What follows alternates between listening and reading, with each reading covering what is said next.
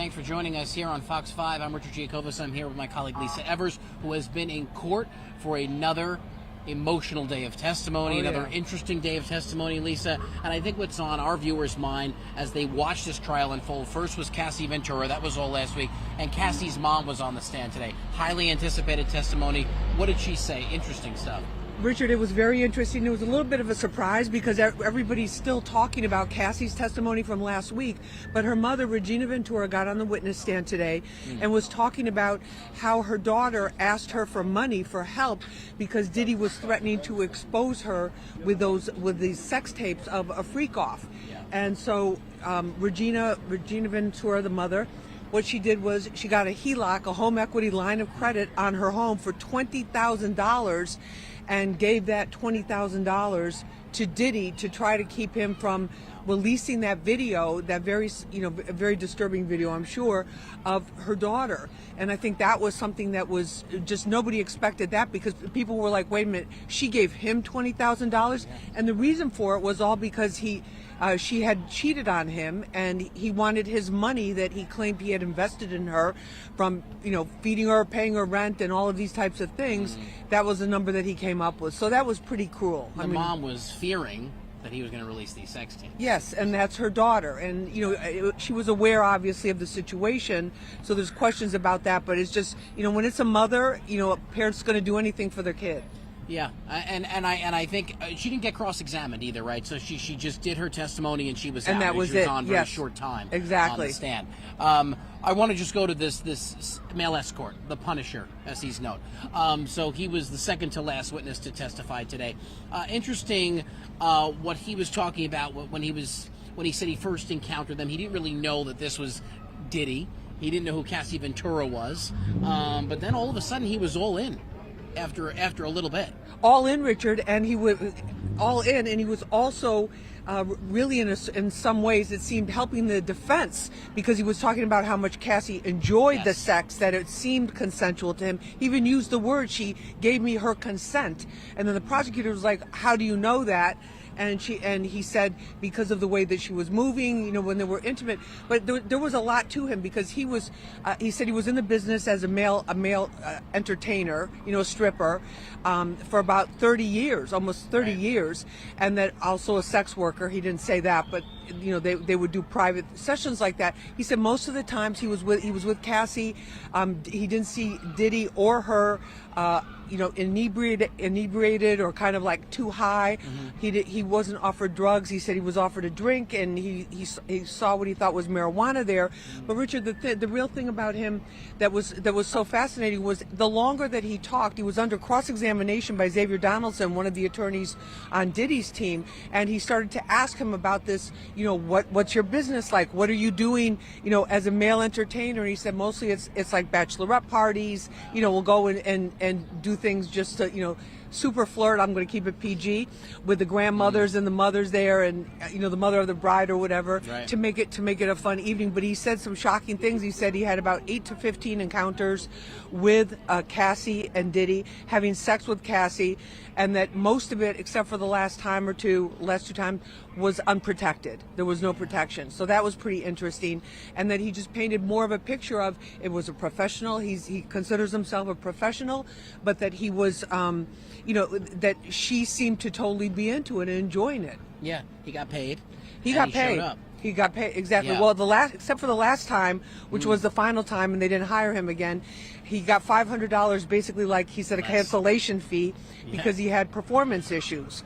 And then he revealed, this led to a line of questioning about his journey. He said that he was going through this journey that, many men go through, and that he was writing a book about it. And the name of the book, which we couldn't catch at first, and he was asked to repeat it a couple of times before people could really understand it. We're like, what's the name of that? And he goes, the name of the book is called In Search of Freezer Meat.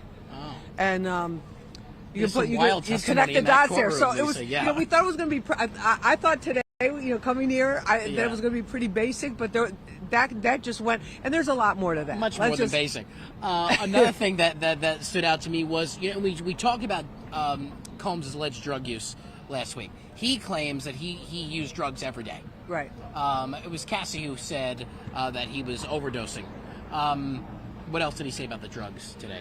David James, you mean? Yes, David James. Yeah, David James was a personal assistant. He was Right. very close to them. He portrayed a much more hectic picture than he did yesterday. And I think there was one thing that I wanted to point out that kind of escaped me because it was towards the end of the day yesterday, but I think it was really significant. Yeah. Because I'm listening to the testimony, and I'm like, are they able to get what they need to prove these charges? You know, because they're very serious charges.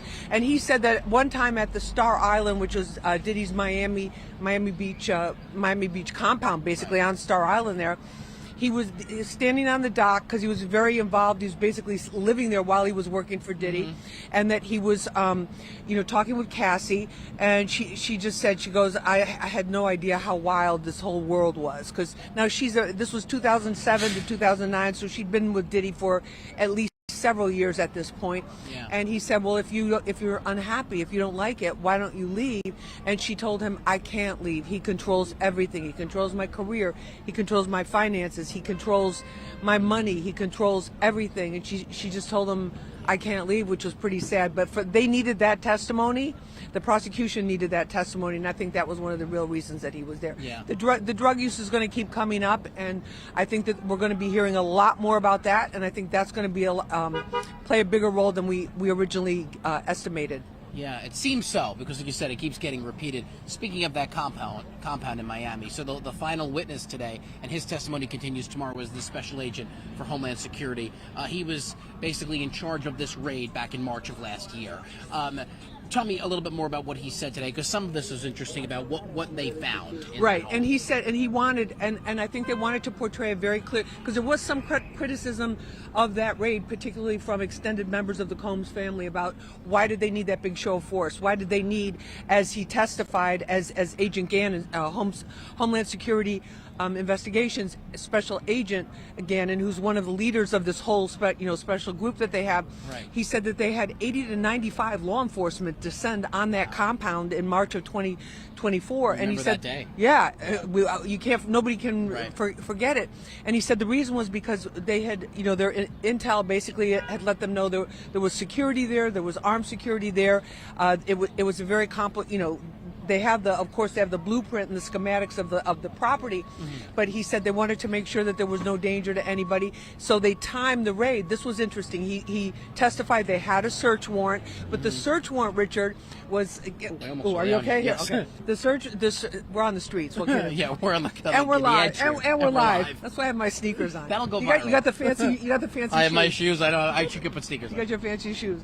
Anyway, so he was basically talking about the Homeland Security, the investigations, what they were doing. He said that usually they do these raids at about 6 o'clock in the morning. They did this one at 3:40 in the afternoon that day, because he said they wanted to make sure that most of the people in the compound were out of there at the time that they went in. I thought that was interesting. And what they found, Richard, I mean, well, they show the closet, and there's a closet. First of all, the property is gorgeous. It's I've been to Star Island, not there, but been to Star Island, and it's spectacular. It's just like one of those amazing places.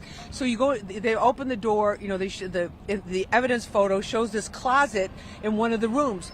There's shelves on it, so I'm like looking at it, and I'm like going, what is this, like Sean John t-shirts or package of what is this? And he describes what's in there. He describes high heels, 7-inch high platform high heels, like dozens and dozens of them. Yeah. He describes lingerie, like freak off essentials, and then he says there were also assembly parts for guns. And so under questioning about the parts, he says this is the upper receiver, this is the lower receiver. These are for AR-15 semi-automatic rifles. There were bullets that were there was ammunition, and then as the agent testified, that it's very simple to put it together. You put the two upper with the lower, there's a pin that you insert, and then you insert the magazine or pop the clip in, and then it's ready to go. So there was a lot of concern about that. People were kind of gasping, honestly, when they heard that. But the number of things, and then of course there was baby oil they found, there was lubricant, all of these items from the freak off that we have come to know. Yeah, and it's this continues on. He's back on the stand tomorrow. Right. I know that the judge has been trying to wrap the testimony a little bit earlier now. So by 3 o'clock, you guys are coming out, and it's not as long of a day for the jury. But like you said to me, there's so much. There's so much that's coming out in one day. Right. It's almost difficult to follow and almost difficult to report to even the audience watching how much testimony there is. Oh, they're moving through it, and it's like the pace of it. And one of the lawyers that I've talked to about the case, he said, just so for my own understanding, he goes, Lisa, this is not like state court. This is not like 100 Center Street, Manhattan Criminal Court. He said they are on such a tight schedule. These judges have such full dockets and so many cases that they have to keep scheduling, and they're really keeping it moving. But I thought the cool thing about what this judge Arun Subramanian, what he said when they were doing the jury selection and they were talking about the scheduling and they were kind of negotiating all of that, was he said, and think about it, Richard, we're in May. This is a time of year. There's graduations, there's weddings, there's all kinds of family events that people are having. The end of the school year for the kids, so all the plays and all of that, and just all sorts of things. And he wanted to give the jurors, which I thought was very smart. He wanted to give them time every day during the week so that they could take care of their personal affairs, bills, family stuff, work stuff, whatever, and basically stay connected with their life, but that they could still get it in. So they shortened the lunch. It's not a lunch hour; it's a lunch half hour. Now, right? And then he brought in. This is how smart they are about how. Just it's human nature, basically, right? Yeah. So to get the jurors in there on time, so nobody gets stuck on the subway or the train or whatever. They have a breakfast. They have breakfast and coffee for the jurors starting at 8:30 every morning. Okay. So they get there at 8:30. They get breakfast. They get coffee, and then 9 o'clock they go into the courtroom and get seated. So it's a 6-hour day minus the half hour for lunch. Yeah, lunch is brought in. Lunch is brought in for them too. So it's a relaxing thing because it's pretty. I mean, it's calmer this week than it was last week, but it's still hectic. Of course, and even navigating around this area. But it's good that the judge is mindful of that because it puts the jury in the right state of mind. It keeps them calm. It keeps them, knowing where their meals are going to be, knowing what time they'll be able to leave that day. I think for them that can help either side. I guess it could help the prosecution. It could help the defense. Yeah, and I think everybody appreciates. There's still a sense of, at this point in the trial, of mutual respect on both sides. Because remember, Diddy's lead attorney, Mark Agnifilo, he's a former prosecutor and one of the top prosecutors in this very district, in the Southern District here of New York. So he's very familiar with how the courts operate. Diddy's defense team, they're trying to do as much as they can. They did score points, so the witness, that the male sex worker, was Shay McCrae, Hayes, or whatever. Sheree Hayes. Sheree Hayes. Thank you. I'm close.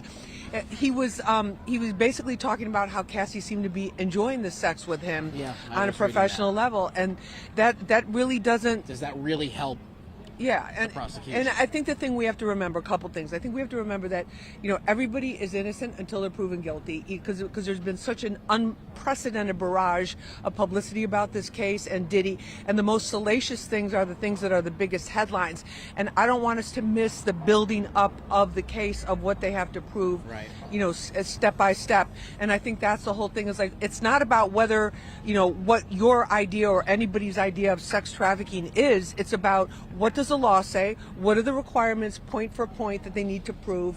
And that's what the jury, and the jury has been seeming very interested. They're very involved, paying attention. So we'll see. There's a lot to prove, but there's still a very long way to go. I mean, we have to remind everyone that if you haven't been following this, you're only like, a week and a half in to when the actual opening statements to the first witnesses being called. So there's so much more.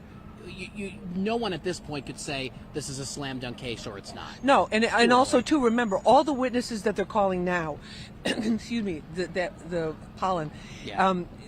All the witnesses that are calling now are witnesses that are being brought by the prosecution. So the prosecution is bringing these people in to try to prove their case. That's why the sex worker was such a surprise today, that he was seemed to be supporting them, but he was under oath. He had to say what was the truth.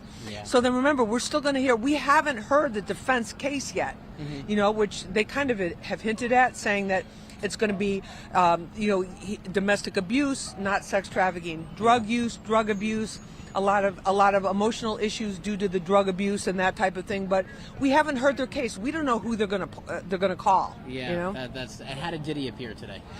He was a little bit more relaxed, pale purple crew neck sweater with the white button-down collar shirt underneath, which is like the jail uniform that. Mm-hmm. Well, it was the jail alternative uniform, I see that. the casual Friday look every day, and he has a bunch of those different outfits that are all pretty much the same. His demeanor seems like he's just calmer, he seems calmer. He seems like he's paying a lot of attention to it, and I think he's at that point where that initial, excitement, anticipation, fear, all of that. But I mean, he's looking at pretty serious charges, and could be a big change in his life. So could be. Well, we shall see. Lisa, yes, who is going to be there every single day, almost. I don't know every about day, that. right? Almost every day. Reporting for us, giving us the insight I think only you can give. Thank you. So we will send it back to this live stream. Yes. And we'll be back on the 5 o'clock news with another update. Right, at Fox 5 NY. Remember, you yes. can watch on the Fox local app, and then we'll be back. I'll be back at 5:30. It'll end up on YouTube at some point tonight, yes, where we're going to break it all down with the lawyer. Because I'm sure you get the question too. People go like, could Diddy go free? So we're going to look at, is that a possible People scenario? Have asked me that like every day. Yeah, we're going to get the He's answer. going to go free. We're going to get the answer for There's that. your tease. Okay. See you guys later. All right. Thanks. Good job, Lisa. Thanks, guys.